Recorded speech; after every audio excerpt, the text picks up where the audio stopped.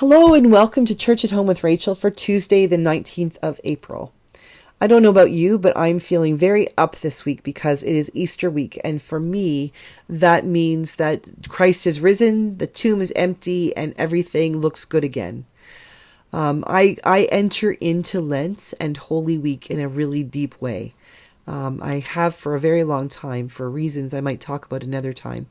But it really makes a transformational season for me. The 40 days of Lent and then Holy Week and then Easter is like, wow.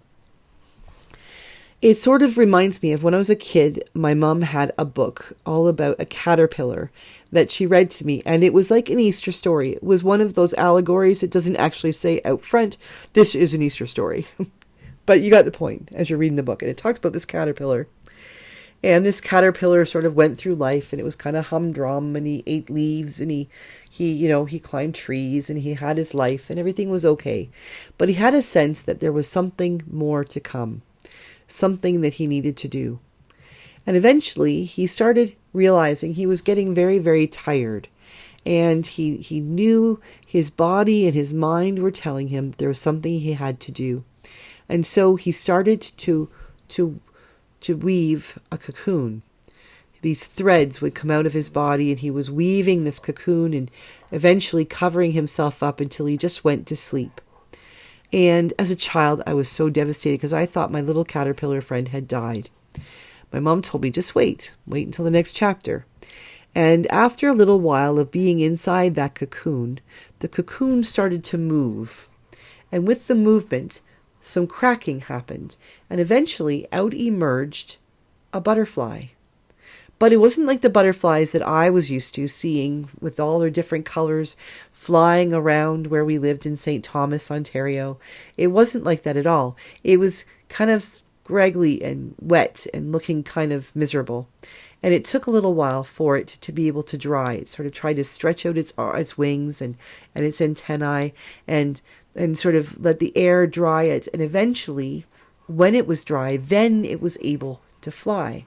And it went off to be the butterfly that caterpillar was always intended to become. And that was a great image for me as a child, this sense of what Easter is, of what we are called to become in Christ Jesus, in an understanding that God invites us to go through times in our lives that do seem difficult, like Lent, times that seem to lead themselves to a period almost like death, where the things that we have held to be important or the things that we've been holding on to or holding close the most are the very things that we have to let go. And we have to trust God and just let them be. And in that letting go, we learn to trust God. And that becomes sort of our Holy Week, our walking toward that moment when we realize that we can't hold on to those things of ourselves. We can't rely on ourselves any longer. We must completely rely on God. And in that moment, when we do that, when we come to recognize that it is not in ourselves that we find our wings, but it is in Jesus, when Jesus emerges from the tomb, when he's no longer dead, but he's risen. And that means that we have new life. That's when we get our butterfly wings.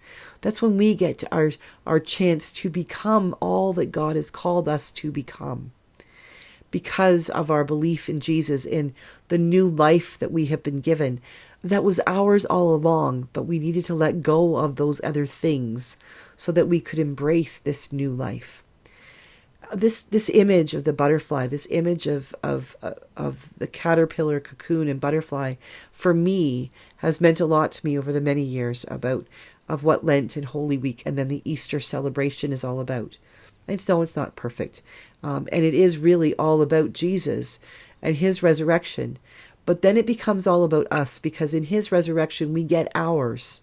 We are given the gift of butterfly wings. We are given the gift of new life and a freeness of spirit, a lightness of being, that our sins are gone, they've been forgiven, and we now have the opportunity to fly freely, to be with Jesus, to be the person that God has called us to be right from the beginning of our caterpillar times through until when we embrace this gift of new life of new purpose that God gives us through Jesus Christ.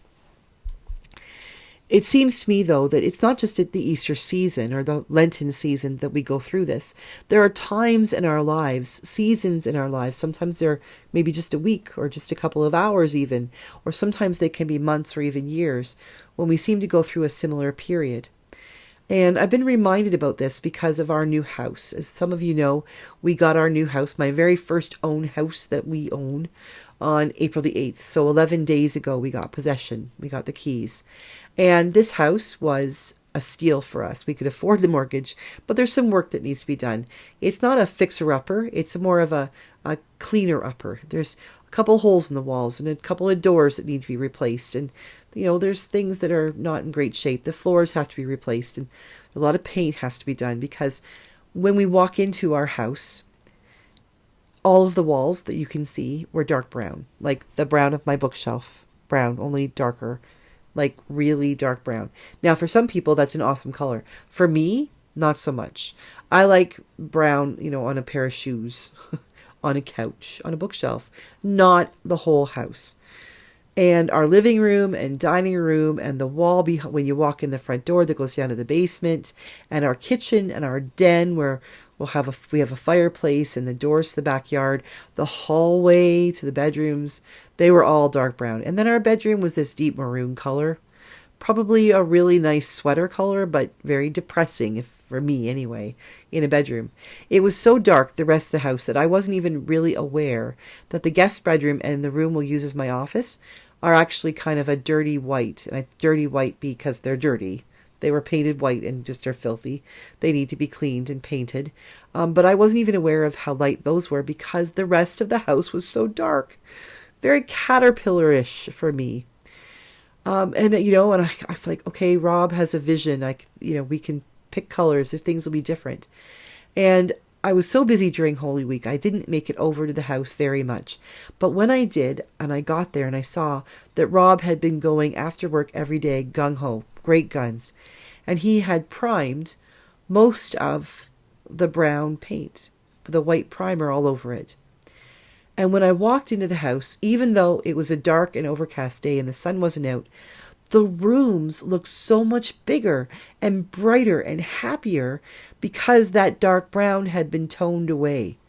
The white, we could still see it through the primer, but the white was absorbing the daylight and was reflecting it back, and it made it seem so much warmer and so much brighter and so more homey. I was overwhelmed. And I realized how much work Rob had done. He had put in a framing to fix a wall that didn't go all the way to the ceiling and was sealing it in and putting up the drywall. He'd done whole repairs on holes and, started taping things and getting them ready to paint. So much work had been done when I wasn't paying attention. And it reminded me of Holy Week. That time of being so focused on the dark, on what's happening and how difficult it might be, that I wasn't able to see with clear eyes what was happening. Sort of like that caterpillar becoming into the cocoon. Our house is cocooning right now. Rob is cocooning it. And realizing and starting to get the vision by Easter Day, when I took a look at the house and realized in the brightness and the sun that I can see the vision now. Right now, it's almost like that butterfly coming out of its cocoon. It's still wet and unable to fly, but the potential is there. I can see the colors of that butterfly. I can imagine what it's going to be like when its wings are spread. And I'm beginning to imagine what my house is going to look like when the walls are a nice kind of linen cream color with a yellow base that's absorbing the sun and sharing it back and reflecting the light. When a nice light green is in my office and our bedroom will be a beautiful sky blue. All of these things that are reminding me of hope and pointing toward what can happen, what life will be lived, what celebrations will occur, what people will gather and live our life with in our new home when it becomes what it is intended to become. And that reminds me of my Easter living. This Easter week and the weeks that follow in the season of Easter that lasts for 40 days until the Feast of the Ascension it'll be on a Thursday. It's always on a Thursday, 40 days after Easter. It gives this Easter gives me a sense of hope and joy and peace in remembering that God gives us chances all the time to become butterflies, to become something that we have always been meant to become. But we have to do the work of allowing ourselves to cocoon for a little while and then emerge from the cocoon and dry off our wings and straighten our antennae and be ready to fly into the people that God and the lives that God has called us to do. This Easter season is filled with joy and hope and peace. And even if you're not Christian, even if you struggle with what I'm talking about from the faith perspective, can't you see it in your own life? Those times when things have been difficult and you have emerged from those difficult times. Maybe you're going through a difficult time right now, but just trust me, your time will come.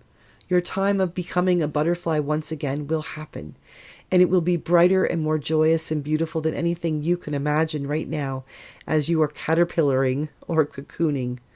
But the time will come, and when that time comes, I pray that you will be able to recognize the beauty of your own wings, the beauty of the creation that you are, and the wonder of who you are called to become.